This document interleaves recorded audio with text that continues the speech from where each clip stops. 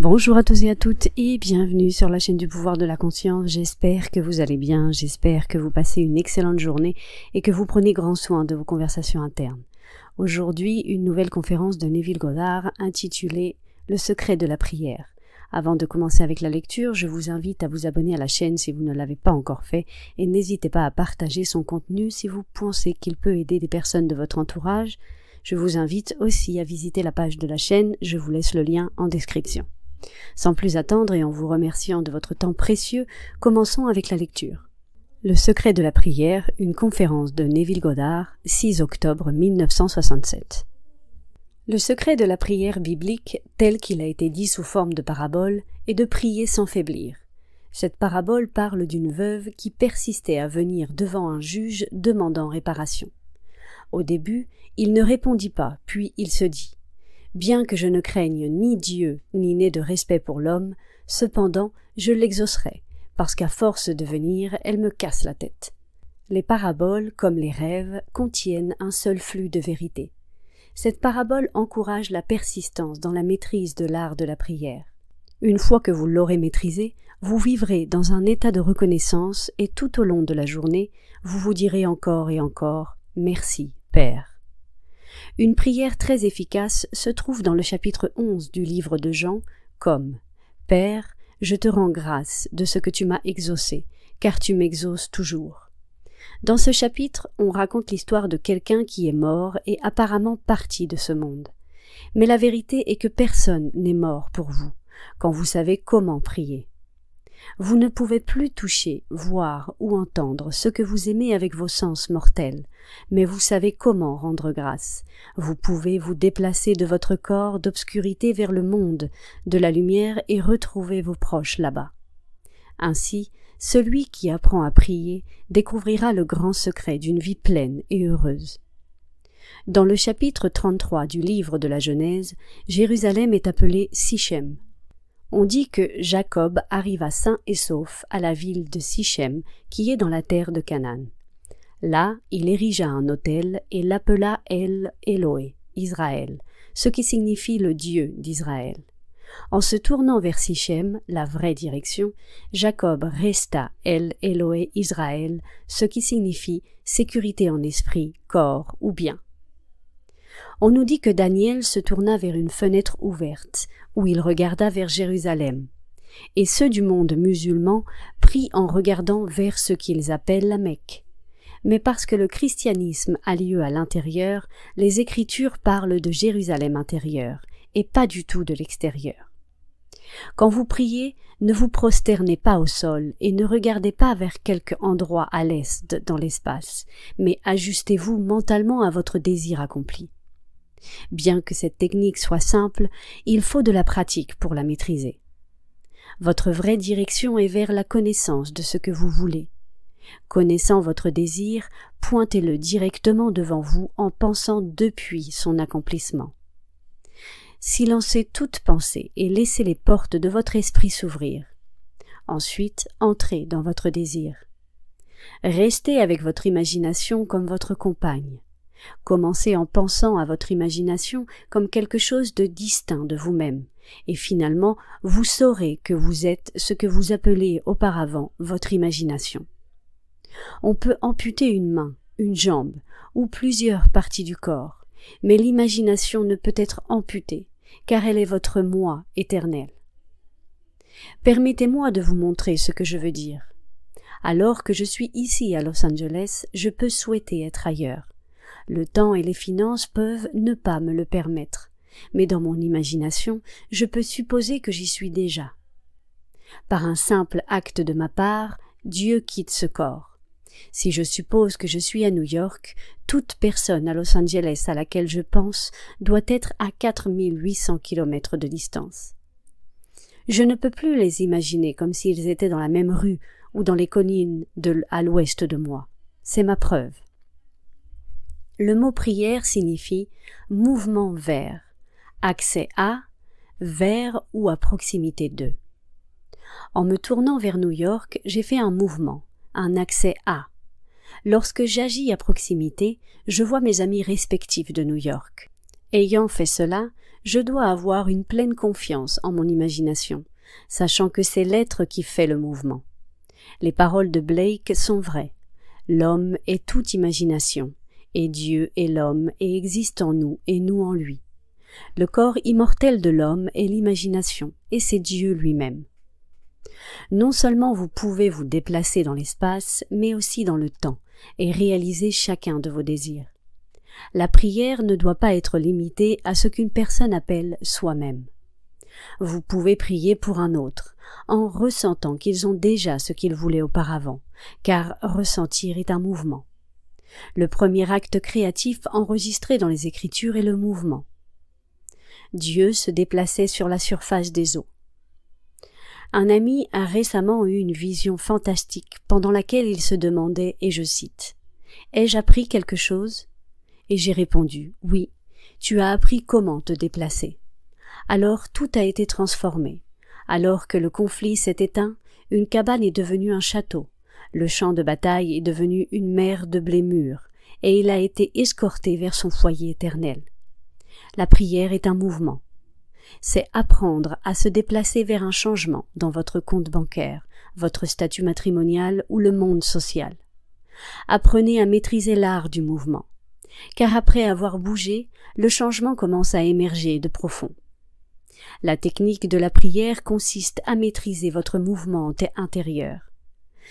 Si vous voyez des choses que vous aimeriez changer, déplacez-vous dans votre imagination vers la position que vous occuperiez après que le changement ait eu lieu. Chaque chose et chaque personne dans votre monde est vous-même extériorisée. Toute demande d'un autre, entendue par vous, ne devrait pas être ignorée, car elle vient de vous-même. Vous êtes descendu d'un monde de lumière pour vous confiner dans ce corps de ténèbres. Maintenant, en étant une étincelle d'un monde infini de lumière, un jour vous vous souviendrez de ce monde et vous vous réveillerez, mais en attendant, vous devez apprendre à exercer le pouvoir de votre esprit. Ayant rappelé le monde infini de lumière, maintenant je sais que tout est moi-même, car toutes les choses sont contenues en moi.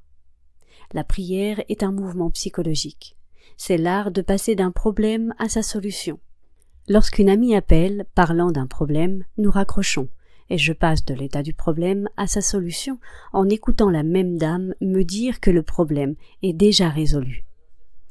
Un ami m'a récemment partagé ce rêve, et je vous l'explique.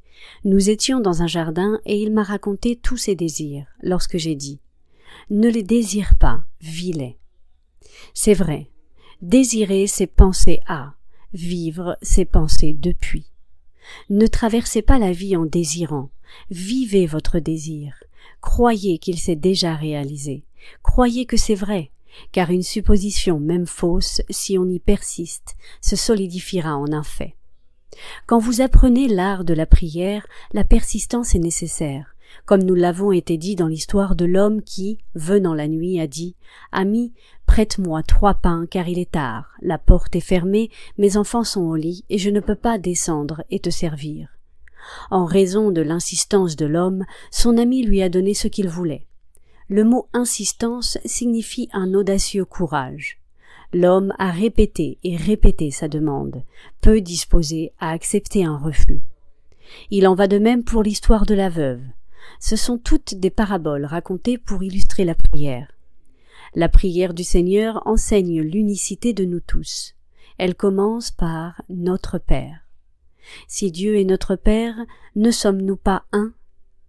Indépendamment de notre race ou de la couleur de notre peau, si nous avons un Père commun, nous devons avoir une fraternité commune. En fin de compte, nous saurons tous que nous sommes le Père. Mais en attendant, la persistance est la clé du changement de vie. Des revenus plus élevés, une plus grande reconnaissance ou quel que soit le désir. Si votre désir n'est pas exaucé aujourd'hui, demain, la semaine prochaine ou le mois prochain, persistez, car la persistance compensera. Toutes vos prières seront exaucées si vous ne vous abandonnez pas. Mon vieil ami Abdullah m'a donné cet exercice. Chaque jour, je m'asseyais dans mon salon où je ne pouvais pas voir le téléphone qu'il y avait dans le couloir. Les yeux fermés, je supposais que j'étais assis sur la chaise à côté du téléphone. Puis, je me sentais à nouveau dans le salon. J'ai fait cela encore et encore, découvrant la sensation du mouvement, du changement. Cet exercice m'a été très utile. Si vous essayez, vous découvrirez que vous devenez très fluide avec cet exercice. Pratiquez l'art du mouvement, et un jour vous découvrirez que simplement en imaginant, vous êtes séparé de votre corps physique et placé exactement là où vous vous imaginez être, à tel point que vous êtes vu par ceux qui y sont. Étant toute imagination, vous devez être là où vous êtes avec l'imagination. En vous déplaçant dans votre imagination, vous préparez un endroit pour que vos désirs se réalisent. Ensuite, vous revenez pour traverser une série d'événements qui vous mèneront là où vous vous êtes placé.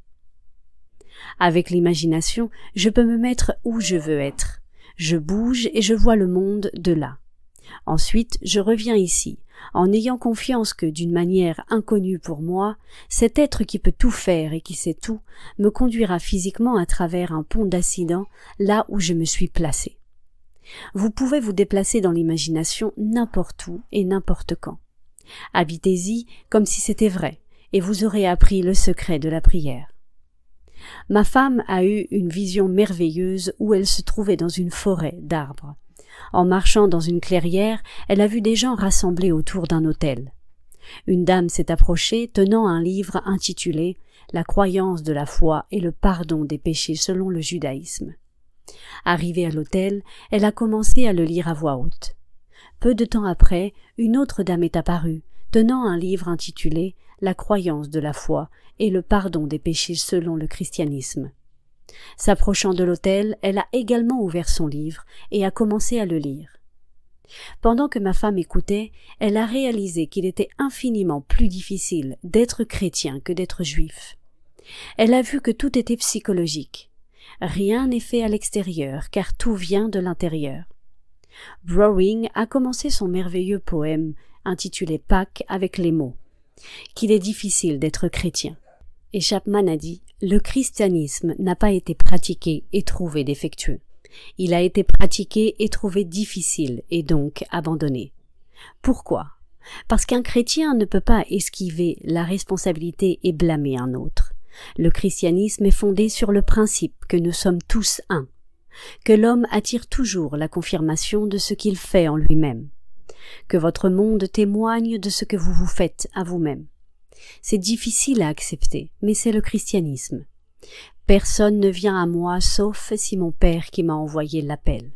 Moi et mon Père sommes un, donc j'invite tous ceux qui entrent dans ma vie à me révéler ce que je suis en train de faire dans mon imagination. Apprenez à prier. Maîtrisez cette technique, et votre monde va se conformer à l'idéal que vous voulez expérimenter. Arrêtez de penser à et commencez à penser depuis. Penser depuis le désir accompli, c'est réaliser ce que vous n'expérimenterez jamais tant que vous y penserez. Quand vous vous mettez dans l'état du désir accompli et que vous pensez depuis lui, vous priez, et d'une manière que votre esprit rationnel ne connaît pas, votre désir deviendra un fait dans votre monde. Vous pouvez être l'homme ou la femme que vous voulez être, quand vous savez comment prier. Tout est possible pour celui qui croit, donc apprenez l'art de croire. Et soyez convaincus que c'est vrai. Alors un jour, occupant l'espace et le temps dans votre imagination, vous serez vu par un autre, qui vous téléphonera ou vous enverra une lettre confirmant votre visite. Je le sais par expérience. La Bible n'est pas seulement une belle poésie, c'est la parole inspirée de Dieu. Écrite par des poètes, ils ont donné un sens élargi aux mots ordinaires. Lorsque vous mettez votre corps au lit, et que vous assumez être ailleurs, n'êtes-vous pas tout simplement en train d'imaginer? Dans l'acte d'imaginer, vous sortez des sombres cavernes de ce corps et apparaissez là où vous imaginez être, car vous êtes Dieu. Tout est imagination, et vous ne pouvez pas mourir. Vous ne pouvez pas aller vers une mort éternelle dans ce qui ne peut pas mourir, et votre être immortel est l'imagination. Vous êtes le personnage central des Écritures, celui qu'on appelle Jésus-Christ, qui est le Seigneur Dieu Jéhovah, qui est descendu ici, dans un objectif. Tant que vous êtes ici, vous devez payer le prix de vivre dans le monde de César. Vous pouvez critiquer nos politiciens et protester contre toute augmentation d'impôts, mais vous pouvez continuer à être taxé. Tout ce que vous avez à faire, c'est apprendre l'art de la prière et gagner plus d'argent. Je me souviens d'une histoire racontée à propos du président Kennedy. Il semblerait que son père, qui avait en une génération gagné quelque chose comme 400 millions de dollars, se plaignait que ses enfants dépensaient trop d'argent. Lors d'un banquet, le président Kennedy a dit « La seule solution à ce problème est que père gagne plus d'argent. » Un jour, une amie m'a dit que lorsqu'elle était enfant, son père disait « Si tu n'as qu'1 dollar et qu'il est nécessaire pour toi de le dépenser, fais-le comme si c'était une feuille morte, et tu es le propriétaire d'une forêt sans fin. » Si on sait vraiment comment prier, on pourrait dépenser son dollar et ensuite le reproduire à nouveau. Comme vous le voyez, ce monde est amené à l'existence par l'imagination de l'homme. Donc, il est très important d'apprendre le secret de la prière. Si vous désirez encore, arrêtez. Demandez-vous comment ce serait si votre désir était une réalité. Comment vous sentiriez-vous si vous étiez déjà celui que vous aimeriez être? Au moment où vous attrapez cet état d'esprit, vous y pensez, vous pensez depuis lui. Et le grand secret de la prière est de penser depuis plutôt que de penser à. Ancré ici, vous savez où vous vivez, votre solde bancaire, votre travail, vos créanciers, vos amis et vos proches, car vous pensez depuis cet état. Mais vous pouvez passer à un autre état et lui donner la même sensation de réalité, lorsque vous trouvez et pratiquez le grand secret de la prière. Prenez mon message au sérieux et vivez par lui. Pratiquez l'art de la prière quotidiennement, et alors un jour vous trouverez que la prière la plus efficace est « Merci, Père ». Vous ressentirez cet être en vous comme votre propre moi. Vous pouvez parler de lui comme « tu », cependant vous savez que c'est moi. Alors vous aurez une relation, toi, moi, et vous vous direz à vous-même « Merci, Père ». Si je veux quelque chose, je sais que le désir vient du Père, car toutes les pensées proviennent de lui. Ayant ressenti l'urgence, je lui rends grâce de l'avoir comblé. Ensuite, je marche par la foi, en confiance que celui qui me l'a donné à travers le désir l'habillera en forme corporelle pour que je le rencontre en chair et en os. Ne vous livrez pas à l'habitude de juger et de critiquer, en ne voyant que des choses désagréables. Vous avez une vie, vivez-la noblement. Il est beaucoup plus facile d'être noble, généreux, aimant et gentil que d'être critique. Si les autres veulent le faire, laissez-les. Ils sont un aspect de vous-même que vous n'avez pas encore dépassé, mais ne tombez pas dans cette habitude. Remerciez simplement votre Père céleste encore et encore, car à la fin, lorsque le rideau tombera sur ce merveilleux drame, l'acteur suprême se lèvera de tout cela et vous saurez que vous êtes lui. Maintenant, entrons dans le silence.